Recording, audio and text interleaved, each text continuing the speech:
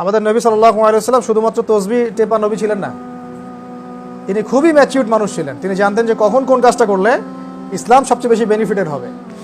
আপনারা কি জানেন বদর যুদ্ধে নবী সাল্লাল্লাহু আলাইহি ওয়াসাল্লাম সর্বপ্রথম কোন কাজটা করেছেন? না, সর্বপ্রথম আল্লাহর নবী বদরের মাঠে গিয়ে কি করেছেন জানেন? আগে বদরের পানির কূপ দখল করেছেন। পানি খাইতে আসতে হবে তোদেরকে। পানি যার কাছে, বদরের কন্ট্রোল কার কাছে? প্রথমে ওই কুরাইশের মধ্যে একজন বের হয়ে আসলো যে আমি পানি খেয়ে ছাড়বো ওখান থেকে। এ ব্যক্তি বললো যে আমি বদরের ওই পানি পান করবো, দেখি আমাকে কে ঠেকায়। তো ও অস্ত্র হাতে বের হয়েছে, পানি খাবে। পানি কন্ট্রোল কার কাছে? মুসলিমদের কাছে। এবার হামজা রাদিয়াল্লাহু আনহু বের হয়ে গেলেন। বের হয়ে ওখানে তার সাথে একটা সশস্ত্র যুদ্ধ হলো, ওয়ান অ্যান্ড ওয়ান ব্যাটেল আর কি। আগেকার যুদ্ধে এমনই হতো, ওয়ান অ্যান্ড ওয়ান ব্যাটেল। তো সিরাতের কিতাবে আসছে যে একটা আঘাতে তার পায়ের যে নলা আছে না, নলাটা কেটে পড়ে গেছে। ওই কার যে পানি খেতে আসছেন, এই অবস্থায় সে হামাগুড়ি দিয়েও সেই কূপে যাওয়ার চেষ্টা করেছিল, কিন্তু তার শিরোচ্ছেদ করেন কে? হামজা রাদিয়াল্লাহু আনহু। সে পানি খেতে পারলো না। এখানে বুঝাতে যাচ্ছি যে স্ট্র্যাটেজিক কিছু সুন্নাত আছে নবী সাল্লাল্লাহু আলাইহি ওয়াসাল্লাম, কখন কোন কাজটা বিচক্ষণতার সাথে করলে ভালো হবে। খালি ওই যে নারায়ে তাকবীর আল্লাহু আকবার একদম দেওরে লাফ, এই টাইপের মানুষ ছিলেন না নবী সাল্লাল্লাহু আলাইহি ওয়াসাল্লাম। এই টাইপের মানুষ হলে চলবে না।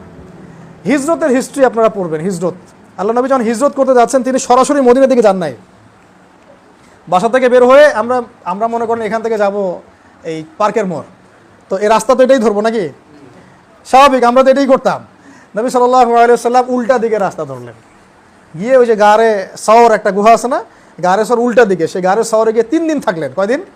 এই 3 দিনে সব ঠান্ডা হয়ে গেছে। তা খোদা ফেসবুকের মতো 3 দিন গরম থাকে, ঠান্ডা হয়ে যায়।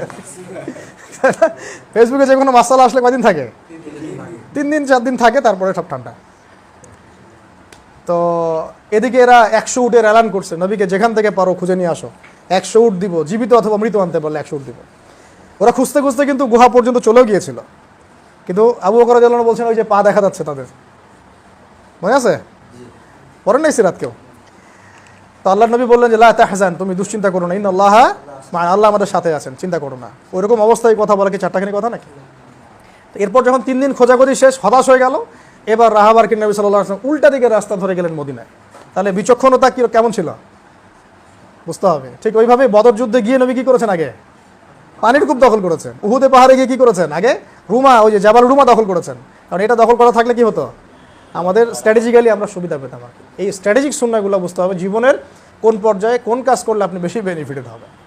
খালি ফ্লোতে গা ভাসায় দেওয়া যাবে না যে সবাই যাচ্ছে আমিও যাই। সবাই বলে যে এসএসসি ইন্টার অনার্স